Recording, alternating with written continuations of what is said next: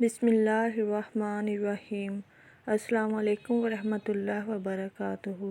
حضرت موسیٰ علیہ السلام کی پیدائش کے بارے میں آتا ہے کہ جب فرعون نے ایک خواب دیکھا کہ ایک آگ جو بیت المقدس کی طرف سے آئی، جس نے مصریوں اور فرعون کی قوم کو جلا کر راکھ کر دیا، لیکن بنی اسرائیل کو کچھ بھی نہ ہوا، جس پر فرعون بہت پریشان ہوا اور اس خواب کی تعبیر کروانے کے لیے نجومیوں کو بلا کر خواب کی تعبیر پوچھی، جس پر نجومیوں نے کہا کہ مصر میں ایک بچہ پیدا ہوگا جو مصر والوں کو تباہ کر دے گا، جس پر فرعون نے حکم جاری کر دیا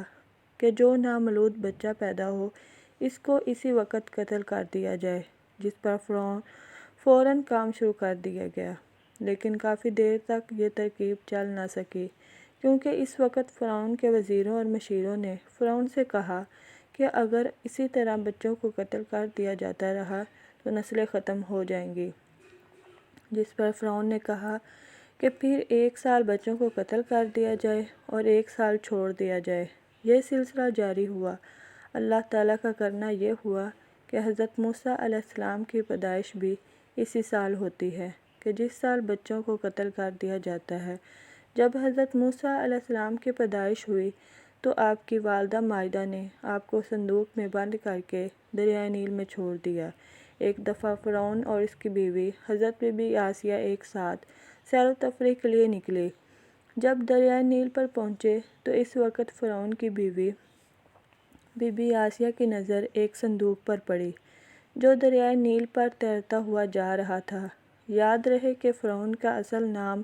ولید بن مصعب بن ریان تھا، جو کہ ایک بڑا ظالم اور سرکش بادشاہ گزرا، اور اس وقت مصر کے بادشاہوں کو فرعون کھا جاتا تھا۔ بی بی آسیہ نے فرعون کو مخاطب کر کے کہا کہ اس صندوق کے اندر کیا ہے؟ یہ سن کر فرعون نے اپنے وزیر کو فوراً صندوق نکالنے کا حکم دیا، جس پر فرعون کے وزیر نے حکم کی تکمیل کرتے ہوئے اس صندوق کو باہر نکالا۔ جب اس صندوق کو کھولا گیا تو اس میں ایک حسین و جمیل بچہ نظر آیا۔ یہ دیکھ کر فرعون کو فوراً اپنا خواب یاد آیا جو اس نے اپنی سلطنت میں دیکھا کہ کوئی بچہ پیدا ہوگا جو بڑا ہو کر میری بادشاہی ختم کر دے گا، جس پر فرعون نے فوراً قتل کرنے کا حکم کیا، جس پر بی بی آسیہ نے منع فرما کر کہنے لگی کہ ہمارے ہاں کوئی بچہ نہیں ہے، بس اس کی پرورش ہم کریں گے، اور فرعون سے کہنے لگی کہ اگر آپ کو پھر بھی کوئی شک ہے تو اس کو آزمائیں کہ اس بچے کے بائیں طرف پانی رکھ دیں اور دائیں طرف جلتے ہوئے آگ کے کوئلے رکھ دیں۔ اگر یہ بچہ بڑا ہو کر آپ کی سلطنت کو نقصان پہنچائے گا تو ضرور یہ ہوشیار ہوگا، جس پر ضرور یہ اپنے ہاتھ کو پانی کی طرف موڑ دے گا، اگر نہیں تو یہ اپنے ہاتھ کو آگ کی طرف کر دے گا، تب ممکن ہی نہیں کہ ایسا بچہ بڑا ہو کر آپ کی سلطنت کو کوئی نقصان پہنچائے گا، جس پر فرعون نے اپنے وزیروں اور مشیروں کو اس کام کرنے کا حکم جاری کیا۔ تب حضرت موسیٰ علیہ السلام نے اپنے ہاتھ کو پانی کی طرف بڑھانے لگے تو فوراً اللہ تعالیٰ نے حضرت جبرائیل علیہ السلام کو حکم فرمایا کہ فوراً جا کر حضرت موسیٰ علیہ السلام کے ہاتھ کو آگ کی طرف کر دو، تاکہ فرعون کو معلوم نہ ہو سکے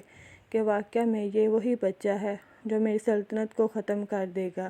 اسی طرح اللہ تعالیٰ نے حضرت موسیٰ علیہ السلام کی فرعون سے حفاظت فرمائی۔